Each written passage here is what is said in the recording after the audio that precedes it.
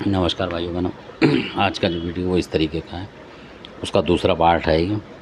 जो मैंने आपको बताया था कि केसरमल वगैरह उनके घर में थे और तब भी रोग हटने नहीं दे रहे थे, मतलब उस तरीके से।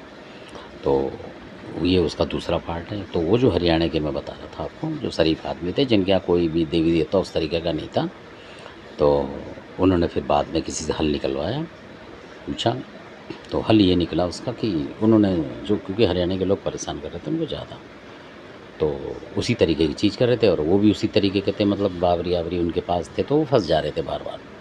तो फिर उन्होंने ऐसा उपाय निकाला कि उनको हटा के, मतलब बावरी वगैरह को उन्होंने अपनी मर्ज़ी से कि भाई हम नहीं मानेंगे इसको, इस तरीके से किसी से बोला भगत से, तो उन्होंने अपना देवता बैठा दिया, मतलब उस तरीके से। तो उन्होंने क्या लिया मैं आपको बताऊँ, उन्होंने ले ली माता फूला सबसे पहले, और सिर्फ 2 ही देवता लिए उन्होंने, माता फूला और वीरबला की।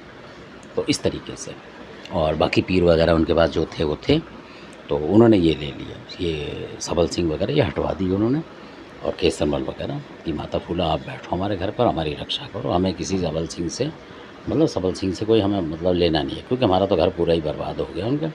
यानी कि इस तरीके का हो कि उनके बेचारों के लड़के भी नहीं कोई लगा लो, लड़कियों के अलावा लड़के ही नहीं कोई उनके, इस तरीके से भी उसमें आई घटना। तो कितना भारी काम है ये, लगा लो।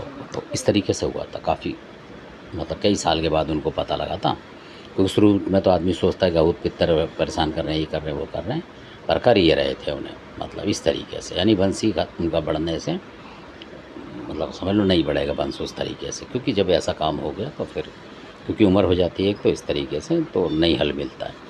तो उसके बाद उन्होंने माता फूला ले ली, बुला के वीर ले लिया, फूला आगे लिए उन्होंने इसलिए।